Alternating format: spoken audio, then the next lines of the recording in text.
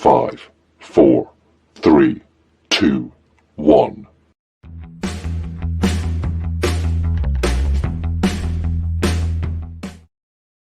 And welcome in, everybody, to another episode of the High Low Sports Podcast. It is DJ, joined as always by my co-host Kelcey, doing this during the day instead. For those of you catching the live stream, decided to do a nice little afternoon stream since we both had the time. We're both free. We figured let's give this one a go as well too. So, Kelcey, we have the end of the NFL season, the college playoff, basketball's underway. It's a busy time in sports, and can't wait to jump into this one and to get it going during the day as well.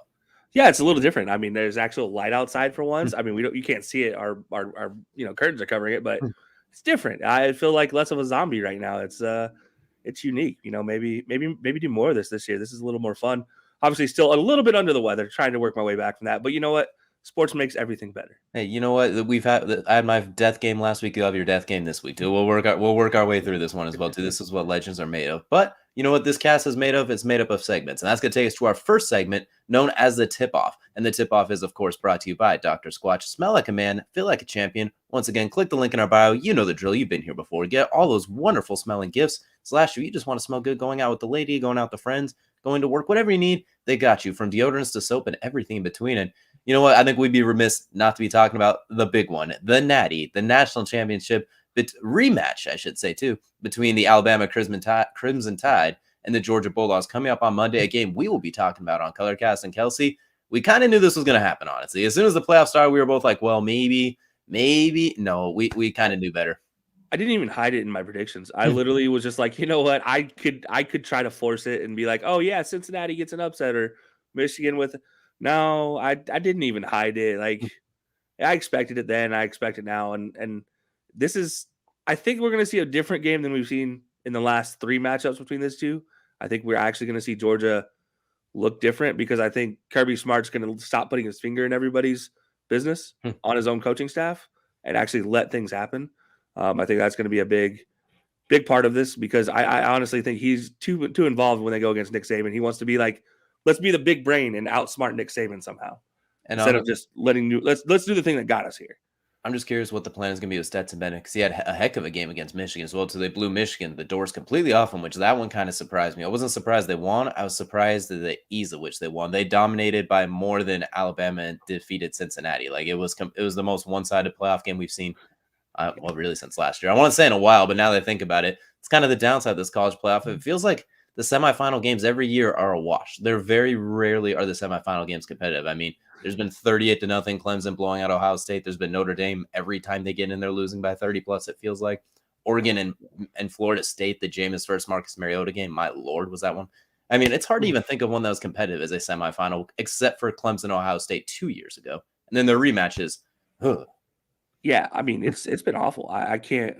You're exactly right. I can't literally go back other than you mentioned that one Clemson and Ohio State matchup, and honestly, I don't remember a close one ever other than that. It has been literally just get me to the national championship game, which to the people who complain about like this is why we don't need more teams in playoff. Like, what if there were more teams so there could be actual games played?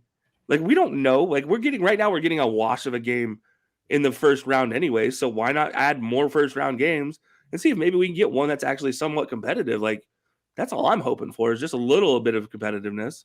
Let's just imagine too, like it's slightly different matchups. Maybe you see Georgia going against maybe Georgia goes against Cincinnati, a team that was weirdly competitive with them last year and was weirdly competitive with Alabama. And I say competitive loosely, but my point is it wasn't a wash until late. Then maybe Michigan goes against somebody and doesn't get absolutely their brakes blown in. You see maybe a Michigan State gets in there and maybe Kenneth Walker does play as well too. Maybe Pitt somehow sneaks their way in and you do see Kenny Pickett play and you get different types of matchups. Maybe Ohio State finds themselves in there. We saw what CJ Stroud and that offense managed to do against Utah, who maybe Utah gets in there too with who were beating up on Ohio State until their quarterback got hurt as well too. And what was the best game of the season so far, at least bowl season, I should say. Like I think if you expand it, you get better matchups, you get different matchups, which could lead. The more opportunities you do something, the more opportunities there is for an upset. It's why the March Madness tournament is so great because you can get an upset at any given moment because there's so many dang teams that have an opportunity. And I know you can't do 64 football teams as great as that would be for us, but I think the more games you could get, the better. So I agree with you, but that's going to bring us back to this game. My curiosity about this game coming into is how does the Stetson Bennett thing work out with Georgia as well too? He had a bit of a rough first game against Alabama. Seemed like he had trouble just kind of sitting in the pocket and getting through that first read before getting attacked. And I'm curious, how do they use his legs too? Yeah, this is a big question, right? Because obviously Stetson Bennett, he is a threat athletically. And honestly, as far as the arm goes, he's the second best arm on that team. And that's nothing against him. It's just not his bread and butter, right? JT Daniel, obviously, that dude knows how to throw a ball. That dude was born throwing a football. Stetson Bennett had to learn how to throw a football, but he was born to just outrun and make everybody else look very unathletic. And like we're talking like actual real athletes, he makes look unathletic, and it's impressive to watch when he runs. I do think they need to get him involved. One of the biggest things that has always affected a Nick Saban offense is RPOs. They have always been an issue. I mean, obviously this year you have much better defensive ends, and you have Toei there in the middle of the linebacking core that's literally will fly all over the place to go hit somebody. But you can still getting them over pursuing and getting them in the wrong spots and still take advantage. So I do think they need to take more onus on his run game, because we have yet to see them really focus on him running the ball. Like, right, it's almost like game manager mode pops out every time Stetson Bennett gets out there. But I'm like, why not let the kid run? Let him do what he does well. Let him scoot a little bit. And on top of that, I think one thing that will help him, and they had a lot of success against Michigan, was running backs in the passing game, not just screen pass, like James Cook on that wheel route out of the backfield for that big touchdown. The ice as well, multiple times. Yeah, exactly. Zamir White as well, too, on just like little check down routes. I mean, obviously Alabama's going to fly to him, but it moves the ball forward. At least it's better than an incomplete pass. I mean, a 4-yard pass to Zamir White. Eventually you start checking it out. James Cook gets loose in the back end, who is a really good receiving back. McIntosh as well, too. We saw throw a touchdown. Or McIntosh. Yeah, McIntosh. I think using them in more variety ways in the passing game is something they got to do too, because it can't just be Brock Bowers or bust. You got to find a little something. I mean, McConkey's a good slot receiver. Like, I think those running backs are going to be the key, and how they utilize Stetson Bennett. Maybe an RPO with a swing pass or a play action, then have the wheel route on the backside. So really curious to do. And if you're Alabama, everything you did the first matchup, just try and do it again at this point. Really, obviously you won't have Mechie, so that'll kind of hinder things a little bit. They'll be able to roll coverages toward Jamison Williams, but everything you did right. Let Bryce Young drop back there. Give him a little bit of time. Keep Nakobe Dean from being a missile and Nolan Smith from terrorizing the backfield. Bryce Young's going to do Bryce Young things. He would arguably be the number 1 rated quarterback in the draft this year if he could come out. I mean, you can make a case at 6 and 1 and half a dozen the other, but he's an absolutely sensational passer. So if I'm Alabama, I'm not changing a whole lot on this game. Maybe I'd run the ball kind of like I did against Cincinnati early on, see if you can just get that defensive line slowed down a bit, but I'm just copy and pasting what you did a few weeks ago. Yeah, like I'm gonna come out. That's my initial game plan. Like my first half is gonna be, all right, what did we do last time we played them? Good, we're doing it again. Now, if they make adjustments and they can stop me, then guess what? They're about to get a whole lot of dose of. It's Bryce Young and Brian Robinson, and you saw the deadly combination they had against Cincinnati. Once Brian Robinson got rolling, there was not a single thing Cincinnati could do to really slow down Bryce Young in a passing game, because everything was open. You had to respect the run. You had to respect everything Brian Robinson had been doing at that point. And, I mean, he went on to have a record-setting day. Now, is that always going to happen? No. But can it happen?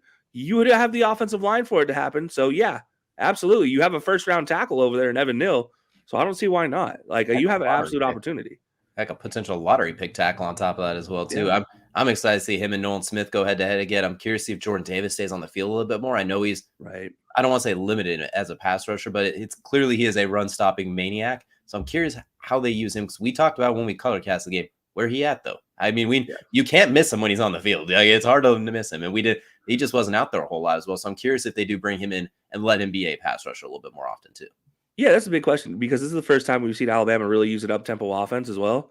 So it's a good way for them to keep Jordan Davis off the field when they go into these quick passing attacks, when they get a first down off of a run and he's trying to run himself off, and then they immediately are at the line, trying to run another 2 plays, and he's still struggling to get to the sideline. That's going to hamper him. So this needs to be the game that sets Jordan Davis apart from the rest of the D tackles if they're going to have a chance to be able to stop Alabama. Like, he needs to just put his name out there. Like, I am that dude in the middle of the field. I'm what Ndamukong Suh was coming out of college years ago. Like, he needs to be that type of guy if Georgia's going to have a chance to win this game for sure.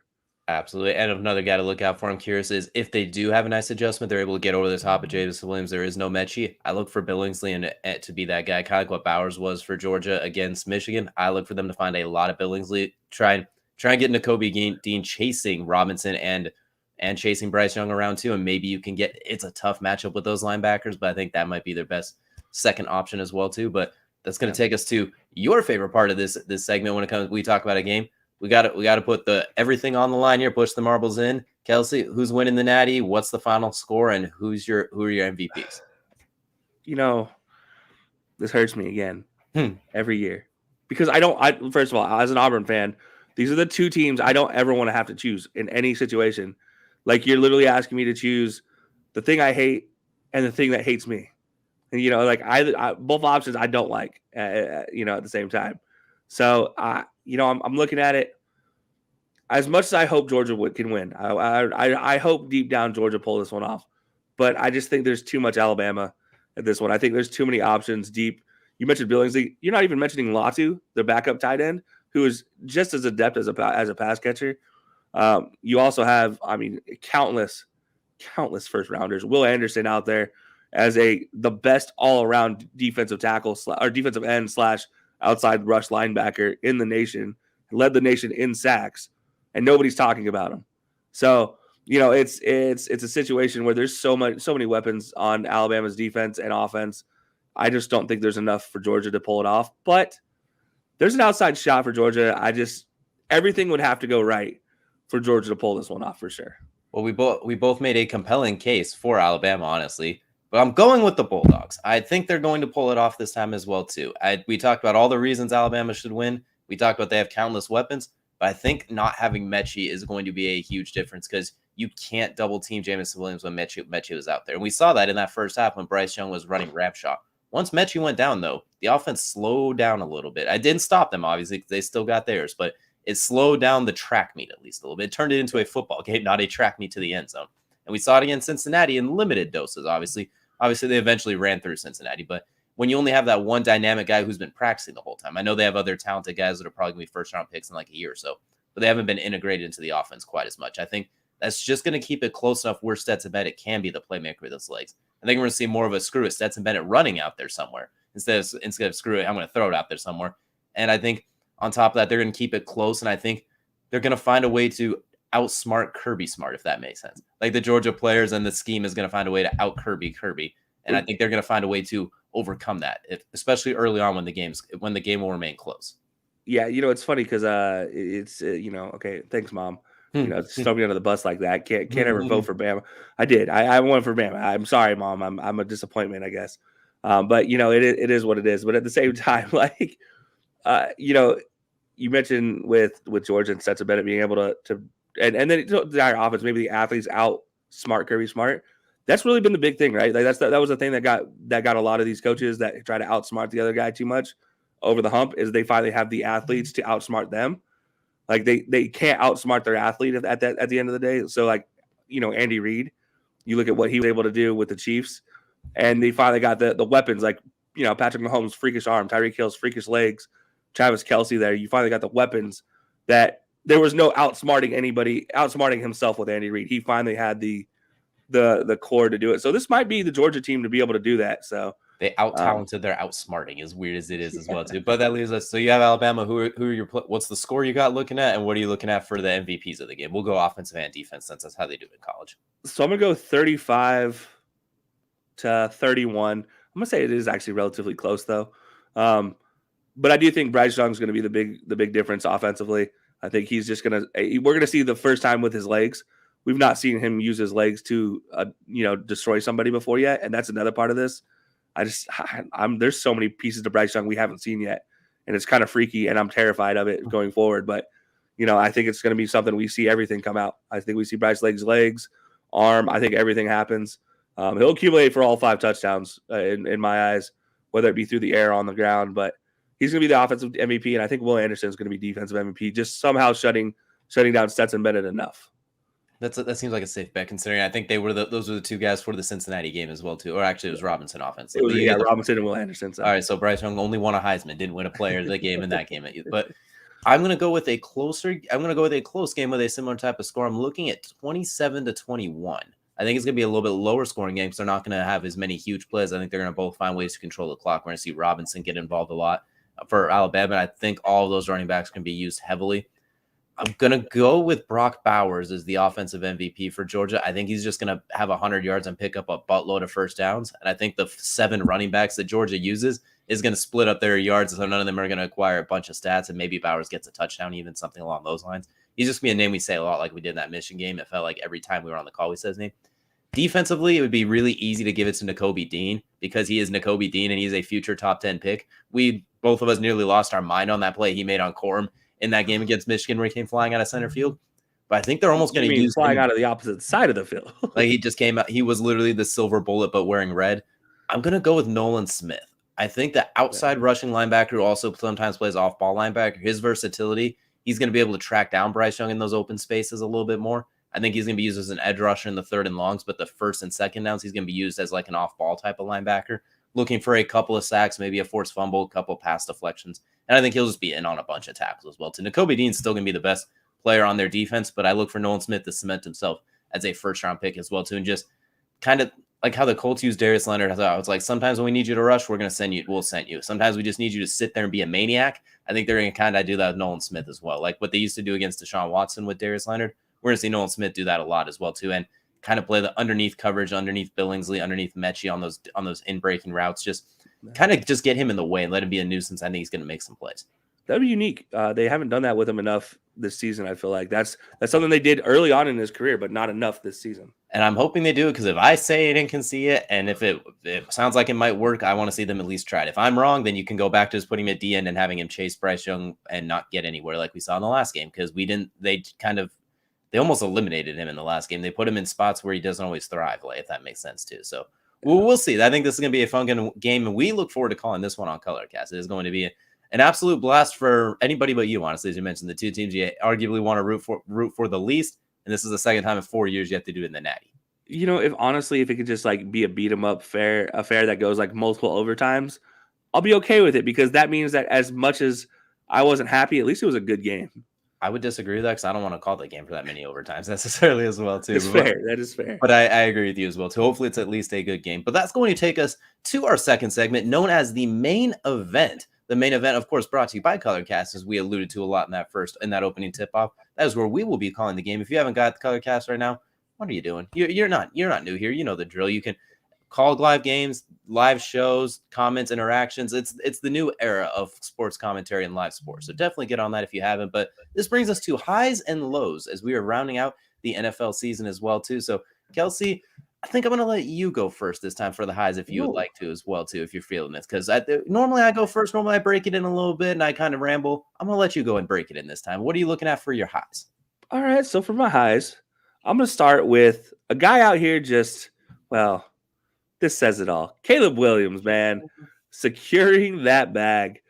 If you guys don't know what I mean, Caleb Williams entered himself into the transfer portal, and this man is just out here, just bring me offers in these NIL days.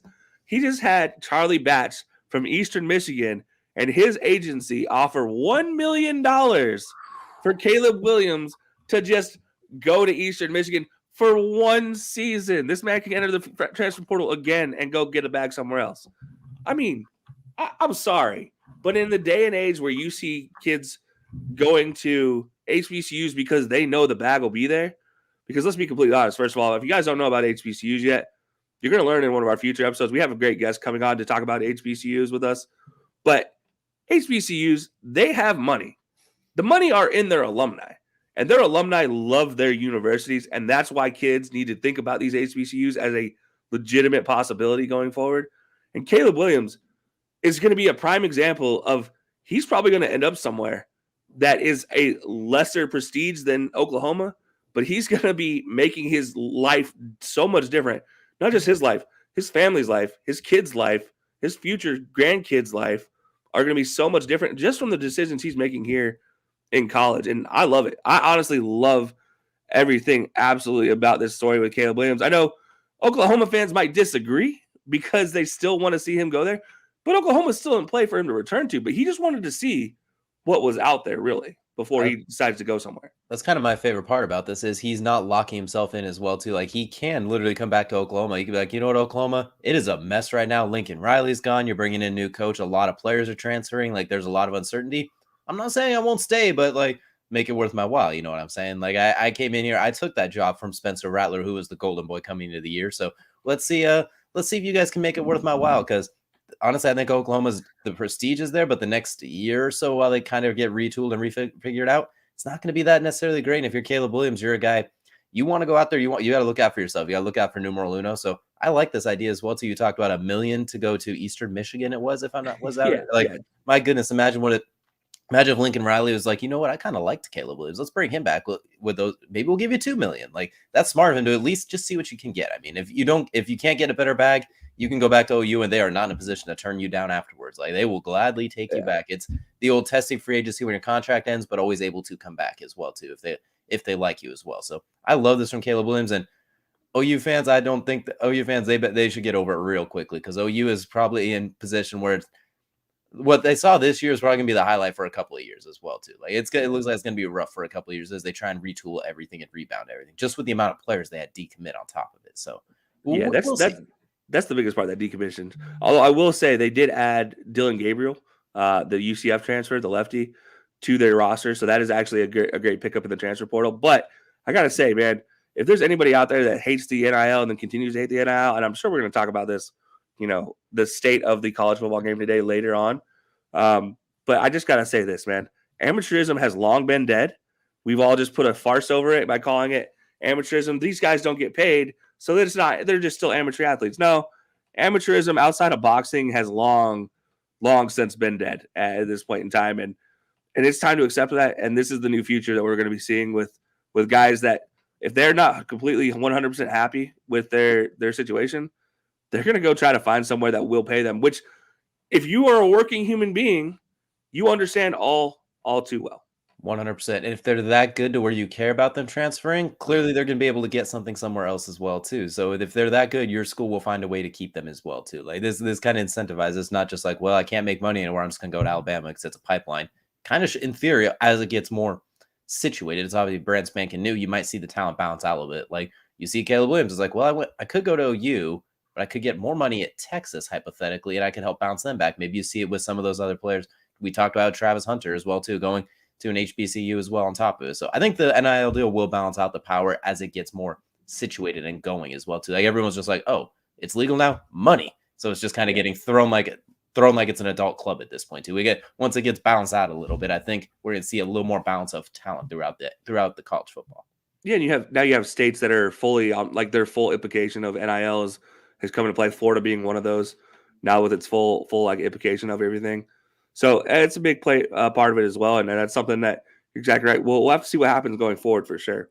Absolutely. So that's a pretty good one as well too. It's definitely a thick bag of worms on this first one as well too. I agree with you, and I look forward to Caleb Williams seeing where he ends up whenever he comes back to OU, and I'm curious to see how many zeros he's about to acquire as well too. Well, that was quite the first one, Kelcey. For the second one, what are you thinking for your second one here? I mean, you got a pretty good start there with this first half. Well, pardon my dying, but this one also is going to include a little bit of dying if a lot of people's rumors come true. But that's the playoffs being decided Sunday night. And in the most dramatic fashion, of course, it is being decided between the Chargers and the Raiders. And, of course, it's literally the game that will decide it all. And it's scheduled 8:20 p.m., which is after every game is being played on Sunday. And there are rumors that they were talking about potentially taking a knee every single down and punting the ball just so they didn't have to do anything and nobody got hurt and they could both advance to the playoffs. But the reason why this is a high for me is because of Brandon Staley. He came out and he said, no. I am not going to sit there and throw the game away and disrespect the game like we've seen before against the Raiders. Not just like he's like, no, I'm not going to disrespect the game. No, I'm not going to disrespect the game, and especially not against the Raiders. And we got to talk about this too, is because the Raiders obviously being a part of this. You talk about the man who just passed away in John Madden. Could you imagine how much of a stomp on the legacy of John Madden this would be if that's how that game ended for them to both go to the playoffs? Like how much everything that he did for the game would just be thrown away.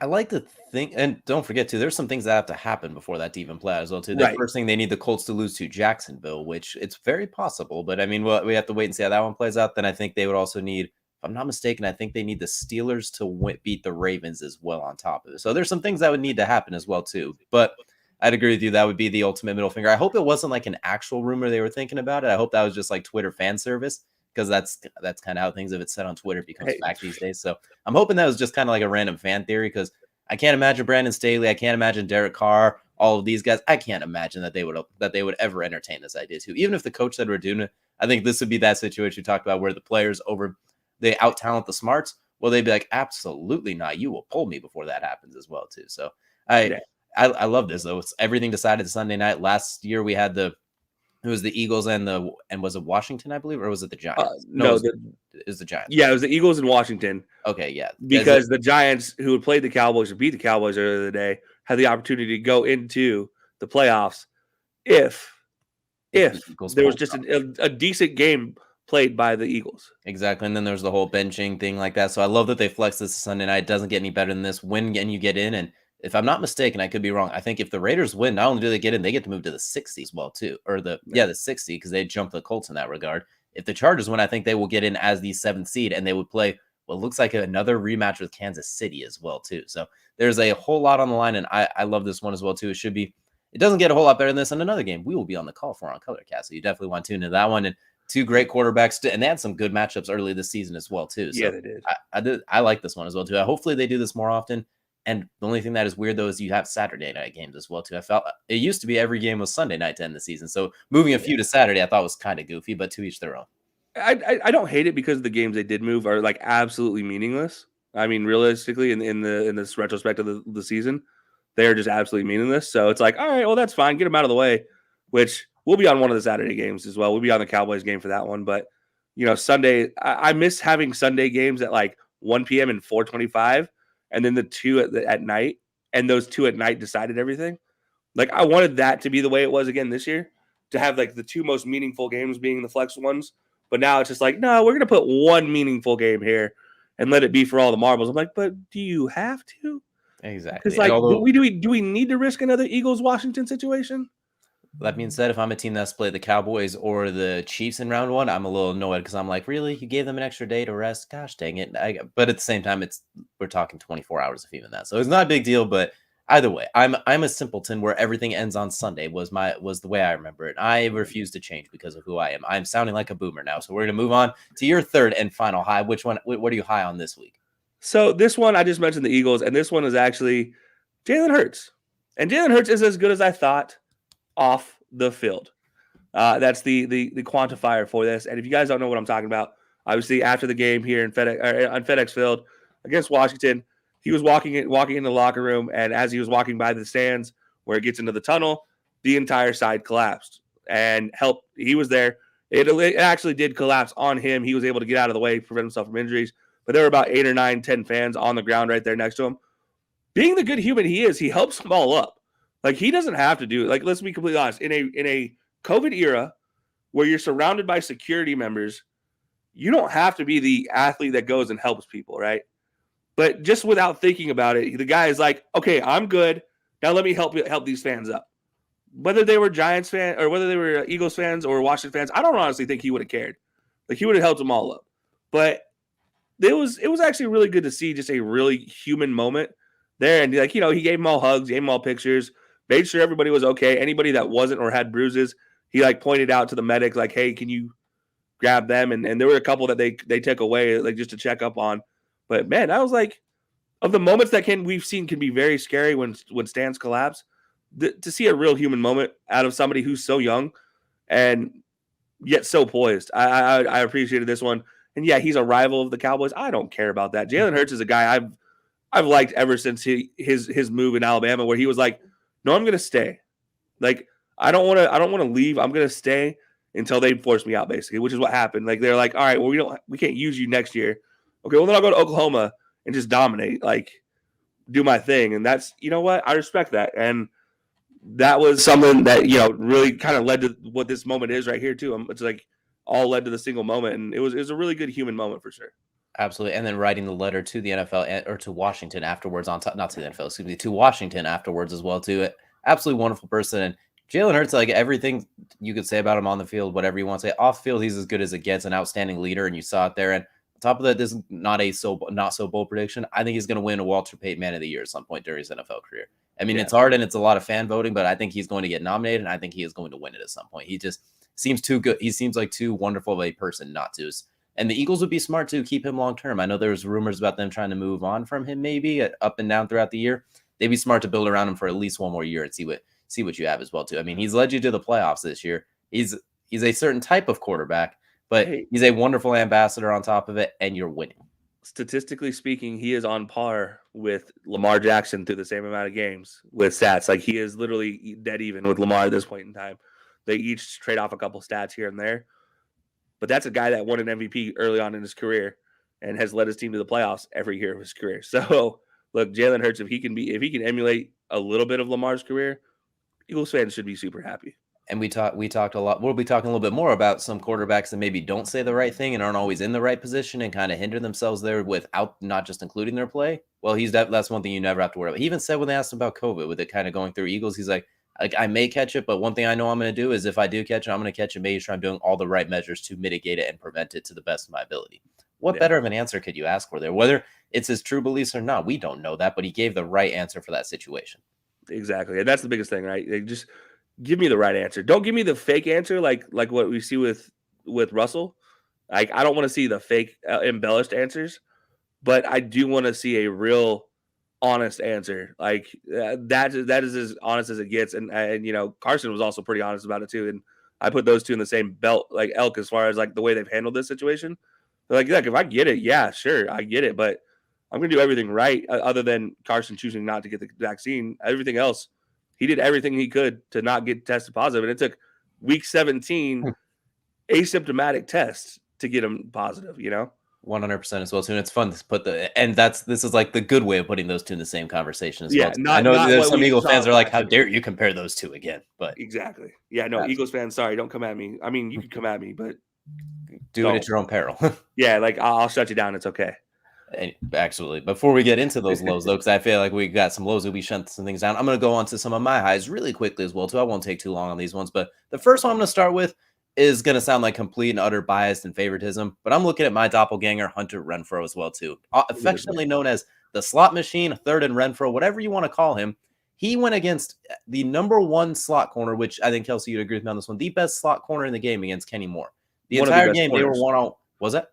One of the best corners in general. Exactly, on top of that. And he went one-on-one with him basically the entire game. And the only time the Raiders didn't move the ball is when Kenny Moore got the upper hand. But any other time, the reason they won is because of Hunter Renfrow overall winning that matchup and winning those reps throughout the entire game. He had that touchdown on fourth down. He had multiple first down conversions. I think it was like 8 catches for 80 yards and a touchdown. And he had that huge play at the end of the game, 3rd and 10. Derek Carr making a fantastic play like a potential MVP candidate he has been throughout the year. And who does he look for? None other than number 13, Hunter Renfrow, escaping Kenny Moore on a huge play. It was literally a fingertip and a half away from scoring a touchdown on the play on top of it as well, too, which for the Raiders is actually better. You didn't score because it lets you bleed the clock and kick a field goal. But I digress. Nonetheless, Hunter Renfrow, I think, has established himself as arguably, if not the top 2 or 3 slot receiver in the game, and a true receiver that, since Darren Waller's gone down, it has been Hunter Renfrow or bust, and they are still in the playoffs at this point as well too, with a game to go if they win. So I gotta give him some love as well too. He's not going to be most physically imposing. It's like when you had Wes Welker and those guys in the slot in those situations, they'll cook anybody. You can't just line them up out wide and throw jump balls and throw it to him 100,000 times like they do with Devontae Adams. No one's saying that. But as far as like those true slot receivers who can also add value as a punt returner as well, does it get a whole lot better at this point as well, too? I mean, you cooked the number 1 nickel corner in the game in a one-on-one game, basically, the entire time. Yeah, I mean, look, what he did to Kenny Moore was impressive. Like, we've seen him have really good games. Obviously, I called the one he did earlier this season against Marlon Humphrey. Like, I said early on, I was like, he's going to be toasting this dude all day long. He did. But, to do it against an actual slot corner who is equally as agile as you, that's something that's a little bit more unheard of because – that's the thing when you talk about slot versus slot matchups, corner versus receiver, is you have 2 guys, probably not going to be the tallest guys in the world, probably not going to be the most athletic overall, but they are the most agile feet and quickest hips that you've ever seen, and they just make people miss. And it was interesting to watch the game and to watch it back now, watch it on Hard Knocks too. Just the way that it was, I mean, it really was the Hunter Renfrow show. I mean, there's no if, ands, or buts about it. it should have been this way a long time ago for Hunter Renfrow. He should be their number one option other than Darren Waller, but for some reason he's just always overlooked. And they never seem to put him on the field. Whenever we did a Raiders game, we yelled at John Gruden, like, why are you going with 7 tight ends and a fullback here? Why are you taking out all your receivers? Oh, you're putting in 4 receivers, not him, and it ends up being a bit of a flawless. And since Darren Waller got hurt, they've played a lot of Hunter Renfrow, and it has showed as well, too. And to loosely quote Ryan Clark from what I heard him sign on ESPN, ignore the paint job. The dude is an absolutely fantastic football player. And I think that's kind of the best way to summarize it. He has been absolutely outstanding. Yeah, I mean, look, he doesn't look like the most athletic, but he is absolute stud when he gets the ball in his hands for sure. I mean, he's going to have 100+. I think he's close to 100 catches, if not right there, and north of 1,000 yards, and is at like 8 touchdowns. And considering how often he gets taken off the field and is used as a punt returner, with Zay Jones and Deshaun Jackson's ghost as your other options at this point as well too, you'll take it if you're the Raiders. Re-sign that man if you're smart, because that's kind of your future of your receiving core right now as well too. Considering you seem to have a lot of struggles when you draft them early on. Yeah, no, that's for sure. But now to go from one guy who doesn't look like the most athletic to an athletic freak, DJ. What's your second high looking like? Well, the second one, I'm going to go from someone that looks like they could absolutely overthrow an entire village on horseback, even in the year 2020 if they just rolled in here. I'm looking at Derrick Henry, and overall the Titans looking to be in a position to secure the number 1 seed in the AFC, despite the fact that they had all the injuries. A.J. Brown with his Chipotle issues. We've seen Julio Jones with his hamstring in and out of the lineup. Derrick Henry's been out since about, October, something along those lines. They've had, I think it was 80 different players that have played noticeable time for them as well, too. We see Bud Dupree might be out for a little bit now, too, with some of those shenanigans, like Caleb Farley. Or I could go on and on and on and on. The only things that have been locked in are Mike Vrabel, Ryan Tannehill, and I think Kevin Byard as well. The only guys that have basically been shirred in throughout the whole thing. And they're in position to be the number 1 seed in the AFC. It's been a fantastic work as a unit for the Titans. And you get Derrick Henry coming back. Week 18, probably, I would imagine, is not going to play much against Houston, maybe a few snaps here and there. But maybe once you get him ready for the playoff run after that bye, it's been an absolutely wonderful job of the Titans. And Mike Vrabel, you could honestly say, should be coach of the year, what they have pulled off.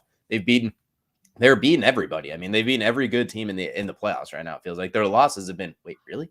You lost to them? Like, it seems like they beat everybody who they're going to be contending with this time of year, and you're getting your horse back on top of it, who is still top 10 in rushing at this point after having missed so many games. So got to give the Titans some love as well to what they've been able to accomplish this season. Mike Vrabel, in my opinion, when we do our postseason award show, spoiler, he's my coach of the year at this point. Even if they end up as the number 2 seed, you still got to this point. Julio Jones is getting back healthy. A.J. Brown, they look like they're in a position to be poised to make a run.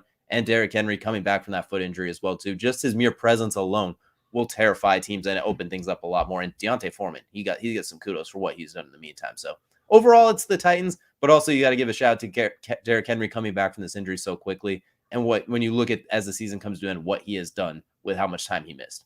Yeah, by the way, still finishes in top 10 in rushing. After missing, I don't know how many, 7 weeks, I think? Something like that, yeah. I think because he played 8-9 games, something like that, yeah. Yeah, so something silly like that. Still finishes top 10 in rushing. He was that good, that far ahead as well. And you mentioned Mike Vrabel. Obviously, he won't be my coach of the year. Zach Taylor, spoiler alert, is who I'm looking at right now. Spoilers. Just gonna go drop that one right there. But yeah, that's who I'm looking at for coach of the year. Otherwise, I mean, you're exactly right. Mike Vrabel, number 1 seed with what he's been able to do with however many players have cycled through. I mean, honestly, I think I've picked against the Titans almost every single week, and I've been wrong almost every single week. And that's a testament to how that coaching staff has done. I just don't expect that many players to roll through as starters. 80 starters. That's an insane amount of players. Absolutely. It's been absolutely incredible. So it's been quite the run for the Titans, and I look forward to seeing what they can do in the playoffs as they get healthy as well, too, especially that bye week and who they'll be matched up with. So it should definitely be fun watching them go forward. But we'll get to my third and final high, and I'm not going to spend a lot of time on this one because this one, the numbers speak for themselves. I'm looking at Jackson Smith and Jigba, the stud receiver for Ohio State. There's a lot of talk. There's no Chris Olave. There is no Garrett Wilson. And a couple others were deciding to sit out for the bowl game, look for the NFL draft. Jackson Smith and Jigba, nah. It's all they lose literally all him and CJ Stroud the entire night, and Marvin Harrison Jr. Of course, he was outstanding. But Jackson Smith and Jigba with 347 receiving yards, I believe it was north of 340, and 3 touchdowns. Took the game over, the game-winning touchdown with the toe tap over the shoulder. He was absolutely sensational against a really, really good Utah defense on top of it. And also that on top of that, when he gets drafted, and I think not this upcoming draft, I think the following draft he's eligible, if not the one after that. I can't remember which one it is. But when he is eligible, he should be in that conversation of Jamar Chase, Devontae Smith, all of those guys that have come out. He needs to be a top 10 type pick as well, too. I don't care what his 40-yard dash is. I don't care what his measurables are. When it comes to him on the field, he is absolutely incredible. And we saw that firsthand in that Rose Bowl game. And we talked about the Rose Bowl we were excited. Then we were a little deflated when we saw the holdouts. Him alone made that game completely exciting along with everything else. And he was absolutely fantastic. I look forward to seeing more of him next year. And he alone with CJ Stroud can make them Ohio State a top 2 seed once again going to next season. Look, if it's not for Jackson Smith and Jigba, Utah walks away with that game. There's no doubt in my mind about that. He accounts for 347 yards, 3 touchdowns. He did have the fumble that Utah capitalized on, but you know what? That is fine. Like, you do what you did on that. Like, you put up 3 games worth of numbers in a game, and you can have a fumble. Like, I'll accept that. That's fine. You're not running bleachers afterwards. You might run like a couple sprints, but you're not running bleachers afterwards. Like, you're good, kid. That was absolutely fantastic to watch. I mean, and really, like, that was just an all-time performance. And in a game where you talk about, does it matter? Does the Rose Bowl matter? We had been harping about that. Does the Rose Bowl even matter anymore? They played like it did. Jackson Smith and Jigba played like he cares. So at the end of the day, that's what matters. If they play like they care, I'm all for it. 100% as well, too. So that's going to do it for my highs as well, too. We'll get rolling here a little bit. We're going to go into the low part of our highs and lows. So, Kelcey, we'll let you go and take over first. What are you looking at for your lows? Yeah, so this one is Ken Rosenthal being fired by the MLB for being too mean to Rob Manfred. Rob Manfred, who, by the way, is just at this point in time, I don't even know if this man likes baseball, if he's just in it for the money or what it is. This dude has just been dropping the ball. The commissioner of the MLB, left and right. They're in the middle of a lockout. He is just making tone-deaf remarks, proposals that are just so outlandish. There's no way he can be serious about this. And it's not just him, it's the entire owners. But Ken Rosenthal, who was very harsh to Rob Manfred, and rightfully so. He's doing his journalistic job. He's not referring to an editor to get these stats, unlike some people we know in the NFL circle. But, he's doing his job, and he's being harsh on the network that employs him. He's employed by MLB Network. But because of that, he's getting fired because he's too mean to the commissioner, Rob Manfred. At the end of the day, that's what it boils down to. Rob Manfred did not like being called out for his BS. And so he's like, you can take your stuff and walk. And man, if I've never seen a firing that has some stuff written over it, like there's so many repercussions coming back to the MLB and Rob Manfred from this. This is just, and when they're already being tone deaf, this is just the biggest miss of all for the MLB. I kind of wish that Manfred and them could invest into the toilet paper industry because they'd be able to find the softest ply ever assembled, and I would definitely adore that. So hopefully they get involved in that because I agree that that's about as soft as it gets, and that's absolutely embarrassing. Yeah, I mean, look, that's a shoo-in for a career excellence award for the Baseball Writers of America. Like that you just fired for no real good reason on top of it as well, too. Like that's Ken Rosenthal's as good as it gets, and it's about you mentioned it, tone deaf to the situation as well, too, especially with the current lockout situation, everything that's going on. Then you add this on top of it. It's like imagine this with like Roger Goodell, arguably the most hated commissioner of all time. It feels like at this point because everyone hates him. It seems like. Imagine if he does something like this as well, too. Hellfire is raining down from above. So I agree with you on this one. This situation is absolutely asinine. And as a 10, and as 11, and as a 57. However long you want to go down the numerical timeline, this is absolutely ridiculous. Yeah, this is just the dumbest thing I've ever seen. But that'll take me to, well, I guess maybe something dumber. That didn't take long. Novak Djokovic versus the Australian Open, and really at this point in time, the entire continent of Australia, as he tried to fly to the Australian Open with a medical exemption or a vaccine exemption, and there was no medical cause. And so they pulled his visa. He's stuck now in quarantine. His team is appealing, trying to see if they can get him into the Australian Open still. He's still out here talking all this crap about the Australian Open and how stupid it is and how this is that and the other. He's literally not helping his cause during the appeal. And it's a situation where this would be fine. Like, honestly, if they just had done this and then Novak Djokovic is like, I messed up, I'm sorry, I'll do what it takes to get approved. Okay, fine. But no, he's just not helping his case. He's just talking more, and it's just getting silly at this point in time.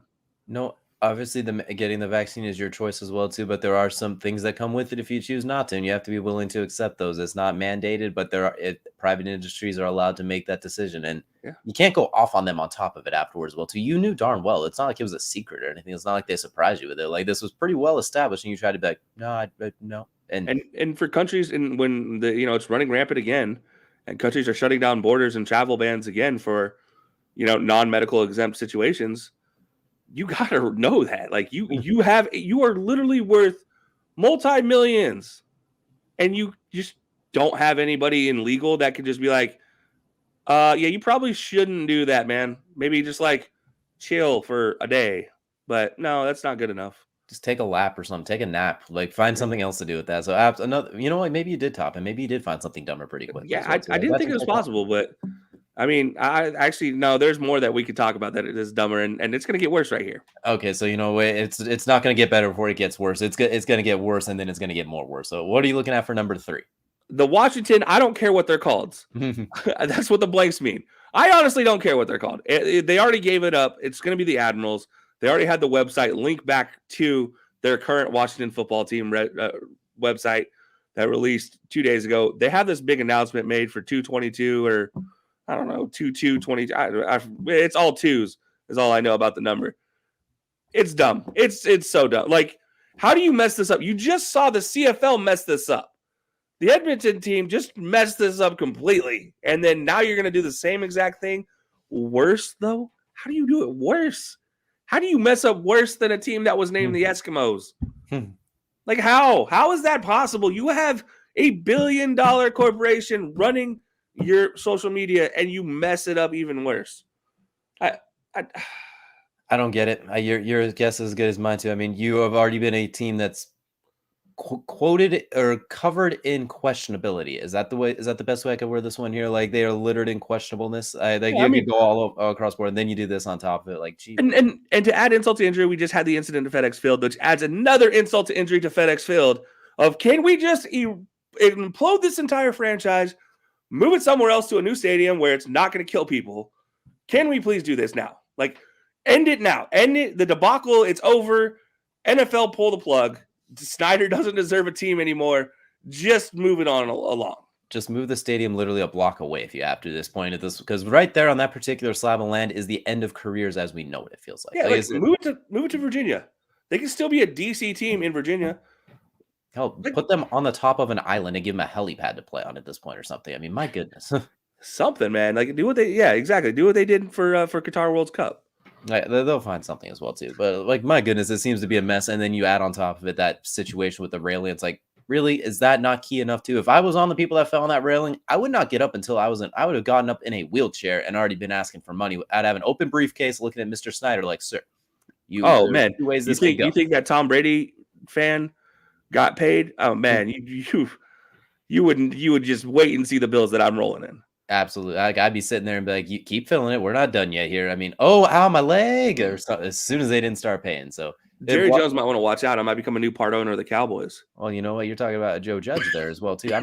We might be talking about Joe Judge here in a minute, but I'm going to go and get through my 3 lows really quickly. I'm going to just kind of coast through. In the first one, I'm going to start in Tampa Bay. I'm looking at the situation with Antonio Brown, and I'm looking at both sides. Antonio Brown, for how we handle that too, storming off the field, throwing his pads, waving, jumping jacks, and just disappearing. I don't like the way he handled that necessarily as well, too. That's kind of a mess. Posting these screenshots afterwards of texts as well, too, between him and on his Instagram story between him and Bruce Arians, him and Alex Guerrero, the Tom Brady's personal trainer, how he came to fame as well, too, and I guess was working with Antonio Brown. I don't like how he's handled that. And on top of it, if what he is saying and his team is saying is true about they tried to force him to play with that ankle injury, that is not a good look as well, too, because there's talk about Rob Gronkowski playing with those injured ribs, being forced to play more often as well, too. There's a fine line going on for both sides as well, too, and I'm worried that they're going to both meet at a head, and we're going to see a nuclear implosion. And for those of you who bet on Tampa Bay before the season, they're getting a little bit nervous right now. Like, are you kidding me? There just has to be something all the time. And then there was talk of Antonio Brown being upset with his targets because of that money on top of it as well, too, that the incentives he has coming up as well, too. They're saying there's him and Tom Brady having a conversation about that not too long beforehand. Then he doesn't want to play because of the ankle injury that's going to need surgery.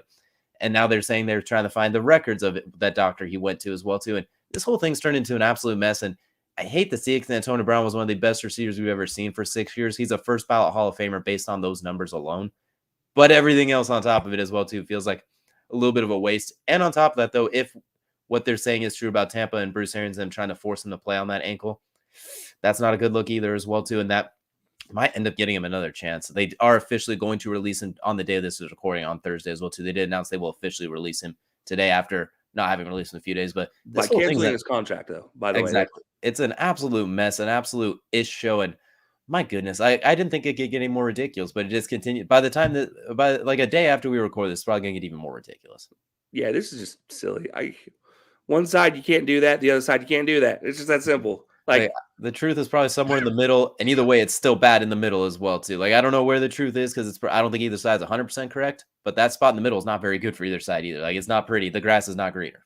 Not at all. Not even a little bit. Not at all. And that's going to take me to the second one. Speaking of things are not always greener, you talked about Joe Judge earlier. Well, Joe Judge and the New York Giants have kind of turned into my second low as well, too, considering we're going to start with that post-game rant he had after they got absolutely smacked 29-3 by the Bears.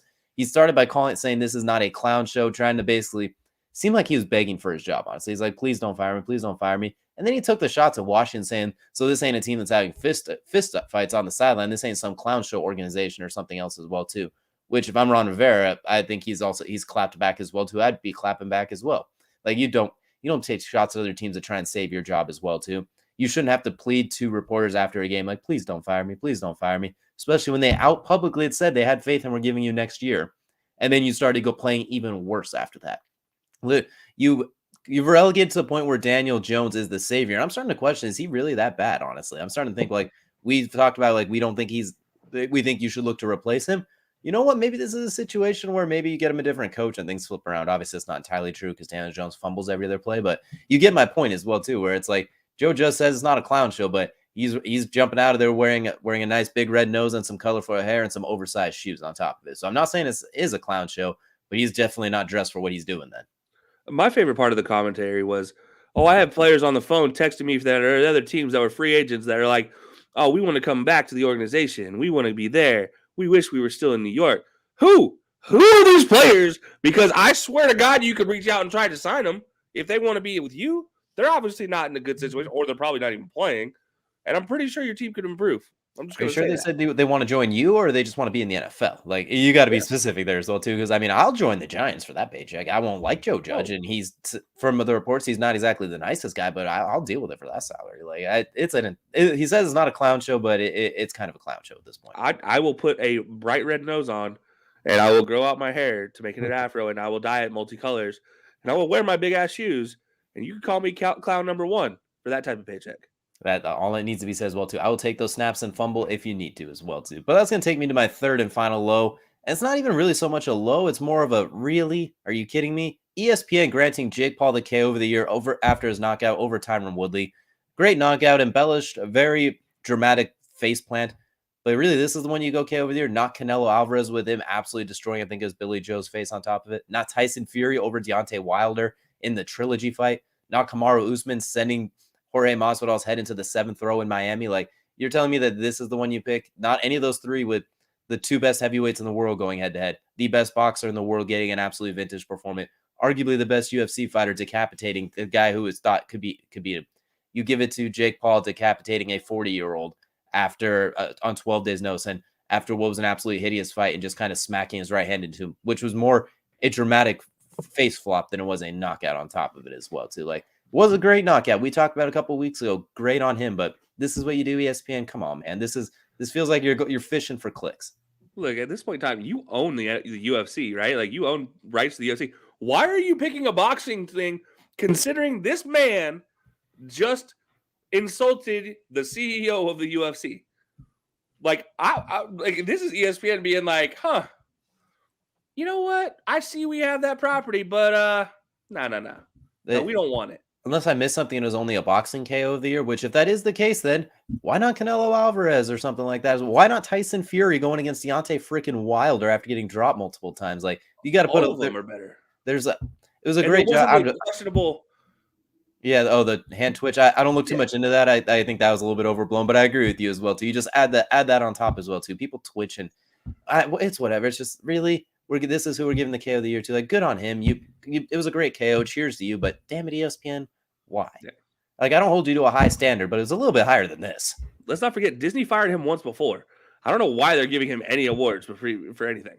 Well, there's some smoke I didn't even think of. So just throw that on top of the pile as well, too. So that's pretty much all I have for lows as well, too. We've gone through the lows. It's the lowest of lows, but we're going to get to Kelcey's favorite segment of the entire episode. It is called Crunch Time. And the Crunch Time is, of course, brought to you by Swift Lifestyles as well, too. Wonderful, kind of like gamer fuel as well, too. Some pre-workout. Good. Helps you get going. Helps you get the energy you need, a little bit of caffeine, but without the itch and the real weird sweatiness you get with some traditional pre-workouts.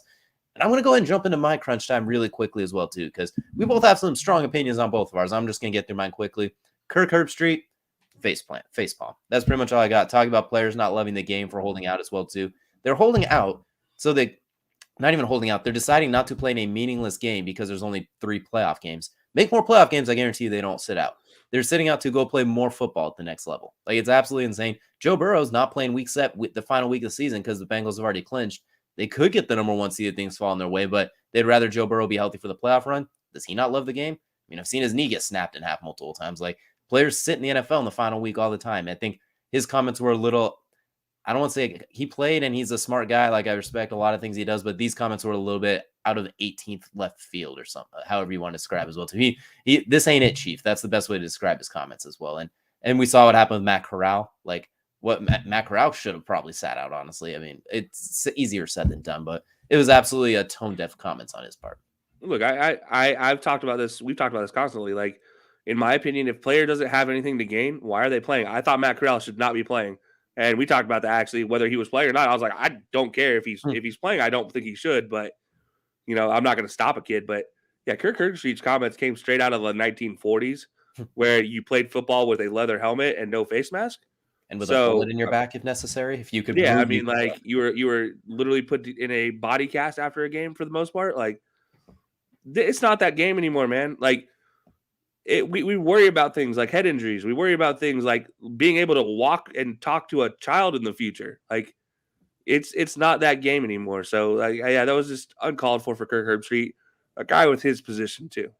Exactly. I mean, secure the bag however you need to secure it as well, too. That's priority number 1 as well, too. And I don't fault any players. We wish they were playing because we love to watch them play. But I do not. Once we said it last week on the show, too. Do not fault them even a little bit. Almost encourage them to sit out in those situations as well, too. So hopefully, we'll see. Hopefully that's not something we have to be talking about too much more time. Hopefully this is the last time. And Kelcey, you got a bit of a flaming steamer as your your crunch time as well, too. I figure let's get rolling into yours. Yeah, you might want to call it a Cleveland one. But yeah, this is all about Baker Mayfield and, well, the Baker situation. The saga that is Baker Mayfield has been in 2022. 2021, I should say. That is extended to 2022 now because he couldn't shut his mouth. So you obviously have a terrible 2021 season. There's no question about that. It was not pretty. You refuse to come out. First of all, if you're Baker Mayfield, you refuse to come out. I have supported him all season long because he has been injured. I'm just like, yeah, he's playing through it. That's fine. Cool. I put it on the front office. Like, you need to be the one to step in and not let him play. But he didn't help himself the last week. After losing against the Steelers in what was a game, if you could even be like a decent quarterback, you win. Realistically speaking, like, they should easily win that game. Hell, he could have been mediocre and they could have won. He was so much worse than mediocre. Exactly. I mean, like, you just be a quarterback that exists that doesn't suck, really, at this point in time. But he couldn't do that. And then on top of that, he wants to go and talk about, oh, the offense, oh, this, oh, that, oh, this, that, and the other thing. You have Case Keenum coming out and saying, yeah, it was a miracle we even got Baker on the field every week. Like, why? Why are you playing? Stop it. Kirk Herbstreit commentary, that's exactly what Baker's playing like, is like he's Kirk Herbstreit's commentary. Like, no, this isn't the way to play. Nobody gains from that. The fans don't enjoy watching that. People who like football don't enjoy watching that because honestly, that's the storyline we have to hear the entire year. And it's miserable. Like, it's overplayed. It's stupid. And then you can't shut your damn mouth afterwards about it, about how it's somebody else's fault, how it's somebody else. No, dude, you literally said, and I quote, I'm the one who chooses when I get to sit down, which tells me you want me to blame your play on how good or well or your success. on how well you play on the field. That's what it tells me. And really, you sucked. Like you sucked this season. So you don't deserve a contract that mega contract you want to get next year. That's the truth of the matter. Like, we talked about this. 3 years is what I'm looking at with him. Maybe 80 million at the most, guaranteed. Like, and that's not even fully guaranteed. That would be like with stipulations, because I just don't think he's done enough to earn it. And then on top of that, it just keeps going between him, his wife, his agent. I mean, I don't know who's to believe anymore, but it's just all overblown. I mean, this guy's been doing these things in the commercials in the stadium. He's not even going to be playing in the stadium probably next year. We'll just kind of add on to your point as well, too. Going back to that, in October, I think it was, the initial report was he wasn't on the same page with Stefanski for the offense. He hated the multiple tight end looks and the running back and that sort of thing. He wanted more bootlegs. Your ankle was hurt. Your heel was hurt. Like, you were so beat up. Why would you roll you out when you're a walking cast? So that was to help you. The tight ends keep you healthy. Like, they keep you in the block. They set up the run, and those are your best weapons, really. Like, you're 3 deep at tight end. Well, 2.5. And on top of that, too. Well, you got what you wanted against the Steelers, and you got sacked 9 times because you were holding the ball and pump faking a lot. A couple of those were TJ Watt. He's going to get to the quarterback sometimes. Like, you just have to accept that. There's the famous one on 3rd down when it was 3 tight ends. He sat there and pump faked it. We called it 4 times on the cast. 5 times, yeah. And then we saw the replay. We're like, oh, God, that's even worse than we saw. As well, too. Like, you're not doing any favors. And then afterwards, you complain, oh, well, that was, you basically, I'm paraphrasing once again, complaining about them leaving the right tackle one-on-one with TJ Watt. Well, it wasn't that often, and you wanted this. You wanted the empty sets and more receivers as well. You wanted those opportunities to pirouette out of the pocket, and you threw an interception on one of them while rolling to the left because you didn't hit David Njoku on a short crossing route right in front of your face. The reason you want outside the pocket is because you see better out there. That's how you can see things. In college, being shorter didn't affect you because those windows are absolutely massive, especially in the Oklahoma offense, because, my goodness, I remember seeing Kyler Murray bolt through those for 1,000 yards. Jalen Hurts, same thing. Even Caleb Williams and Spencer Rattler at his moments. It's different when you get to the NFL. It's a run-first offense. That's what you get. You got Nick Chubb and Kareem Hunt and Dearness Johnson now, who saw that coming on, right? Like, you're going to see a lot of those 3 tight end looks. So I think it's not even that Baker can't be a starting quarterback. We've talked about this. He is a starting caliber quarterback. If you wanted to get rid of him, we thought everyone was jumping the gun early with getting rid of him up until today, really. We were like, you can't get rid of him because you can't really get anything in return necessarily. I mean, Marcus Mariota was arguably your best option. So you got to get something in return to replace him. He's starting caliber, but these 2 teams need a divorce at this point. They got to rectify some things real quick. Like there's a chance now in Minnesota to maybe go get Kirk Cousins because obviously Mike Zimmer might not be there. And so that might be a chance to restart both situations. Best situation for both. And I think I'm not blaming Baker for all of it. Let me be very clear. It is still 60% the front office for just letting him play. Like, you shouldn't have let him play. Stefanski, there's some questionable play calls like with Nick Chubb, but Baker still has a lot of blame on him. I think if I gave an individual blame, he'd probably have the most individual blame, but that's because, like, the entire front office situation's like split up. That's not an individual, if that makes sense as well, too. Like, and on top of that, weirdly enough, Nick Chubb, everyone talks about, he had 15.5 carries a game last year. He had 16 this year. And last year, no one really said anything about Nick Chubb's carries. It also hurts because I love Nick Chubb, but he's very injury prone. There's also the COVID thing. I don't want to say that makes you injury prone, but unfortunately, he misses games, a good handful of games every year. Then Kareem Hunt went down on top of that. You got to give Kareem Hunt the ball.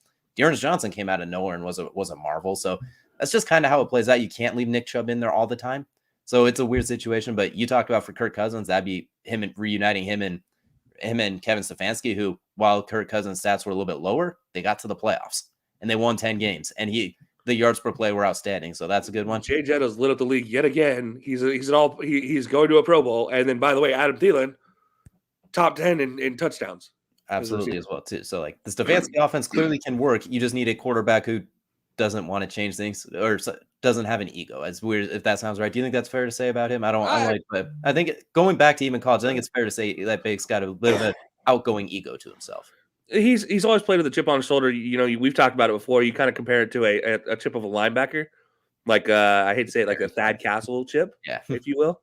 But you can't do that as a quarterback. You have to be even killed as a quarterback, and too emotional, you just it's not going to work. Absolutely. All right, so it's getting a little bit longer, so I'm going to round mine out with my idea for them if they're going to make a decision. I like Kirk Cousins. I'm going to say the Browns trade Baker Mayfield and their first-round pick to the Lions for Jared Goff and their first round pick, which is going to be a top 2 or 3. And if you can't get that, then maybe you do the Rams first round pick, which is later. It kind of depends. You might have to take the Rams later pick as well too, or maybe even throw in a third on top of it. So you swap quarterbacks, give them both a new start as well too. You probably move back in the draft a little bit, but at that point you could trade back and get more picks because really you don't need a whole lot if you're the Browns. You got a lot of talent, especially if you bring back Jadeveon Clowney. Draft a receiver of some kind, maybe bring in a couple guys in free agency. Should be good to go. Jared Goff, we saw in that Rams run-heavy offense with Todd Gurley, Super Bowl, all the way to the Super Bowl, and ran into a Patriots team that was a juggernaut defensively. No one had the answer for. Yeah. We saw him last year on that defensive team go to the playoffs and win a playoff game. Jared Goff, the ultimate ego-less type of quarterback. He almost shows up as like, I'm cool. Like, you could do whatever you want with him. Him and Baker, weirdly enough, 17 touchdowns each passing this season, and Jared did it in 2 less games, if I'm not mistaken. Yes, 2 less games on top of it. So they have virtually identical passing stats. With much less at receiving. Much less overall, too. I mean, you have TJ Hawkinson, and that is just about it. And if you're occasionally. Yeah, and the Browns have 3 tight ends. Your best receiver was Amon-Ra St. Brown in the last 5 weeks, roughly, give or take, when he came up across. When by the way, Jared Goff was only around for 2 of those 5 weeks. Exactly. And you still have, I'd take Peoples-Jones, Jarvis Landry, Anthony Schwartz is there. You had Odell at one point. You ran Odell out of town, more or less, with how that whole situation went. 3 tight ends that are all better than everybody else's tight ends to start with for the most part. Or you running backs who were better than DeAndre Swift on top of a better offensive line, better defense. The Lions were weirdly competitive in a lot. I mean, hell, you picked them almost every single week, too. And you were maybe 30 total points from them having a winning record and making you look like a genius at one point, too. That's how close they were in a lot of games. And a lot of that was Jared Goff. They each have 17 pass touchdowns. Goff had fewer interceptions and much less talent. I don't hate it as well, too. I mean, I don't hate the idea. Or if Jameis Winston somehow comes available because the Saints are dumb and let him go. Honestly, I thought for sure you just let Baker sit, get healthy for next year. And then all this came out the last 2 days, 3 days. And I think he's burning bridges at this point in time. It's just not going to be good. Of course, he did retaliate on Twitter, basically saying it's an absolute lie. He's never, nobody he knows or he's talked to him about it. So there is telling both sides of the story. We're telling both sides. There is a chance that this was all fabricated as well, too. No one's saying this is permanent. This is just what we hear and what we're going off of. So if all that is true, something's got to give as well. But we heard the same thing with Odell, and we're told it was all kind of false too. And look how it ended up. So if it isn't true and Baker does stick around as well too, he's got to get healthy, bring in another receiver or two, and they got to find some middle ground as well too, because they're not going to go 5 wide in this offense. You have to accept that, and that's not your strengths either. No, you know what? This is what we need to do. Browns Nation, if somebody's out there listening, get a hold of Baker. Tell him we challenge him to come on and give us a straight answer. What happened this season? How bad was your shoulder really? I want to know how bad structurally his shoulder really was for him. I want to know what that range of motion is. Because to this day, I've still not seen an interview with his range of motion. Because every other quarterback I've seen with shoulder injury, they're like, oh, so what's your range of motion look like? And they're like, oh, about here and it hurts. I've never seen it with Baker. I've not seen that conversation yet whatsoever. So I need to see that conversation before I come up with a final decision for Baker. But right now, this is getting old. 100%. And they do still have that 5th-year option. So it's not like he has to make a decision. They can still stick around. He has a chance to earn a lot of money next year when he comes back healthy as well, if he comes back healthy next year as well, too. So there's a lot playing out to this. And I kind of hope that the new reports aren't 100% correct, because it sounds like we both kind of like Baker. We think he has he has a lot of talent, a strong arm. There's some limitations, and he can't overcome injury, because that makes him even more limited. But we will see it all play out as well, too. And once again, always welcome to come on the podcast. We shoot straight shooters. You're not going to see us twist anything. We just post the entire thing. So I fully support Baker in making his own decision. That's fine. I just, you got to do the right thing for yourself occasionally. And I think this is one of those players, he tries to be an Iron Man that doesn't need to be an Iron Man. That's not everybody needs to be a Matt Stafford. And that's how well did that go for Matt Stafford really in his career? Exactly. And how many losing seasons did he have? Baker, you need to look at that and I don't need to be that guy, and then adjust. And that's, I'd love to have Baker on and just chat with him, because I think there's a lot to learn from him. But I don't think it will ever get the full story on this one. Not a chance. And hopefully we'll see how this thing plays out in the oncoming weeks. But once again, that will do it for DJ and Kelcey. As always on the High Low Sports Podcast, it is always a pleasure. Love that you guys tuned in for us for the live stream or the podcast or wherever you're seeing it as well, too. We appreciate you spending some time with us. And we will see you guys again next week and on Colorcast this week. So keep an eye on our socials for those as well, too. But we'll see you guys